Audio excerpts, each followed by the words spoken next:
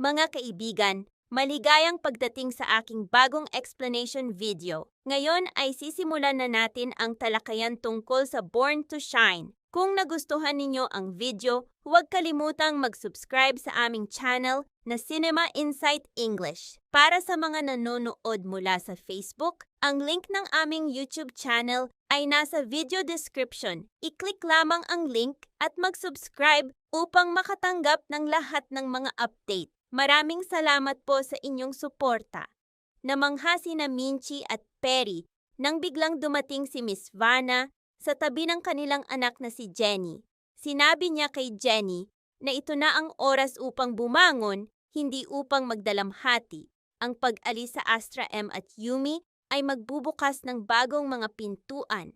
Ibinunyag ni Miss Vanna na si Jenny ay aakyat sa entablado dala ang kanyang solo album. Magtatanghal sa mismong araw ng event ng Yumi. Sa pagkakataong ito, si Jenny ay kakanta mag-isa malayo sa Astra M. Laking gulat ng lahat sa balita at nang lumabas si Jenny sa entablado, lahat ay namangha.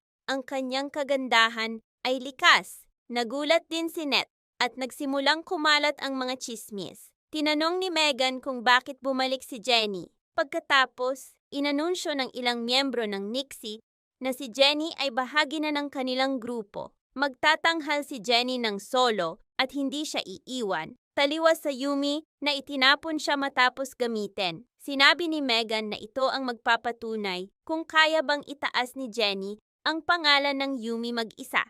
Alam ng lahat na sumikat ang Yumi dahil kay Jenny at ang kanyang talento ang nagpakilala sa Yumi. Sinabi ni Dara kay Monica na dapat ipahayag ng Yumi na wala na si Jenny sa kanila. Lubos na naghirap si Jenny matapos siyang tanggalin sa Yumi House. Parang gumuho ang kanyang mundo. Sa loob ng maraming taon ay ipinaglaban niya ang kanyang pangarap at hindi naging madali ang kanyang landas. Habang pinapanood ang pagtatanghal ng Yumi, tahimik siyang umalis at umupo ng mag-isa, umiiyak. Pagkatapos, may isang kamay na dumampi sa kanyang balikat. Inakala ni Jenny na si Baste iyon. Ibinuhos niya ang kanyang damdamin. Kapag hindi ka nasikat, pakiramdam mo'y tumitigil na ang pagmamahal ng mga tao. Sa sandaling iyon, sinabi ni Miss Vanna na wala pang natatapos. Kailangan lamang ni Jenny ng determinasyon at kumpiyansa. Kung minsan na siyang bumangon, muli siyang makakabangon. Laking gulat ni Jenny nang makita si Miss Vanna na nakaupo sa kanyang tabi. Nagulat si Jenny sa biglaang pagbabalik ni Miss Vanna. Puno ng pasasalamat, sinabi niyang marami na ang nawala ng tiwala sa kanya at marami ang hindi nagustuhan ang kanyang ugali. Ngunit ipinaliwanag ni Miss Vanna na hindi kailanman makakamit ni Jenny ang puso ng lahat.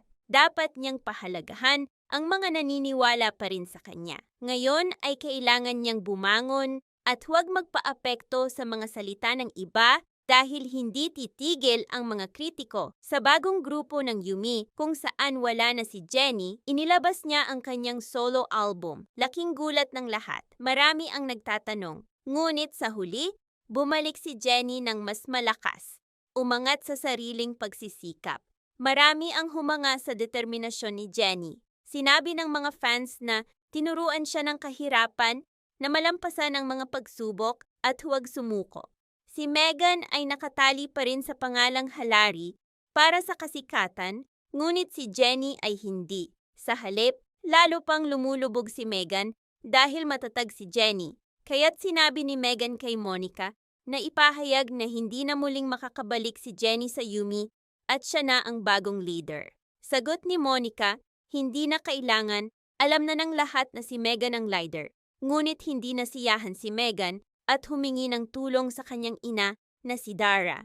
Sinabi ni Dara na dapat ipahayag ni Monica si Megan bilang tunay na leader, hindi si Jenny. Ngunit 4 na miyembro na lamang ang natitira kaya wala nang magagawa si Monica. Sa wakas, inanunsyo ni Miss Monica na hindi nakabilang si Jenny sa Yumi Group at wala na rin sa ilalim ng Astra M. Kaya't umakyat si Jenny sa entablado ng mag-isa at kumanta. Narinig ng marami ang kanyang bagong solo album. Nangako si Jenny sa sarili na hindi na siya muling mababasag at palaging mananatiling nakatapak sa lupa.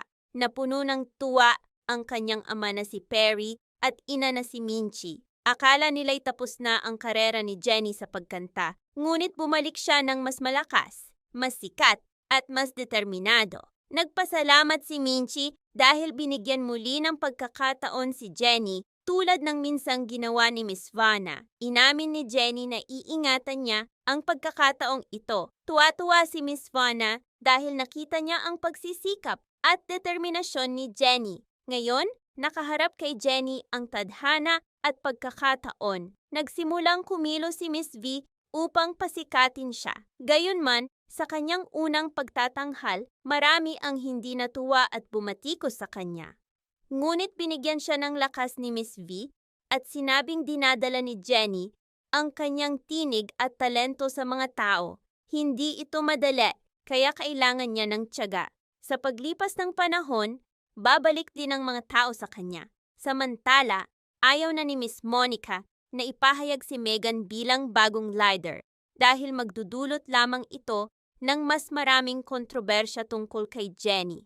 Ngunit pinilit siya ni Dara at pinalaan na kung hindi matutupad ang kagustuhan ng kanyang anak, magkakaroon ng problema sa organisasyon. Kaya't napilitan si Monica na tanggapin ang kahilingan ni Megan upang mas lalo pang lumiwanag ang kanyang pangalan. Kasabay nito, muling bumalik sa buhay ni Dara ang isang lalaki, ang siyang minsang sumira sa relasyon nila ni Dio dahil palihim na nakipag-ugnayan si Dara sa iba. Ngayon ay sinusubukan nilang muling magtagpo para sa kapakanan ni Megan. Nagtanong tuloy kung tunay bang halari si Megan o kung ang nakaraan ng kanyang ina ay nagpapahina sa kanyang posisyon. Sinabi pa ni Dara sa kanyang dating kaibigan na manahimik tungkol dito. Pinipilit ni Dara ang sarili na manatiling malayo upang hindi na lumala ang kanyang mga problema. Pinakalma niya si Megan dahil naniniwala ang lahat na si Megan ang tunay na halari at tagapagmana ng buong angkan ng halari. Ngunit lahat ay magugulat, lalo na si Megan mismo, kapag nalaman na hindi siya tunay na halari. Samantala, halos hindi makapaniwala sina Perry at Minchie na matapos ang pagpapakilala kay Jenny, napakaraming kumpanya at tatak ang gustong kunin siya bilang kanilang kinatawan, sunod-sunod na alok na tila walang katapusan. Lahat ay nais makatrabaho si Jenny. Dahil dito, ang sikat na grupong Bigyo ay humiwalay sa Yumi at nagpasya na pumili ng bagong kapareha. Nagulat si Megan nang piliin ng Bigyo si Jenny bilang bagong miyembro ng Nixie. Ibig sabihin, muling nabigo si Megan, iniwan siyang frustrado dahil ang pag-alis ni Jenny ay nagdulot ng pagkawala ng isa pang kaalyado. Ngayon ay nakasalalay kung tunay bang magiging epektibong leader si Megan dahil tinanggal na si Jenny ng Astra M. Samantala, patuloy na umaangat si Jenny sa landas ng tagumpay na nagdulot ng labis na tuwa kay Miss Vanna. Tiniyak niyang hindi na muling babagsak si Jenny. Ang Jenny na itinapon ng Astra M at ni Monica ay ngayon ay nagiging mas matatag.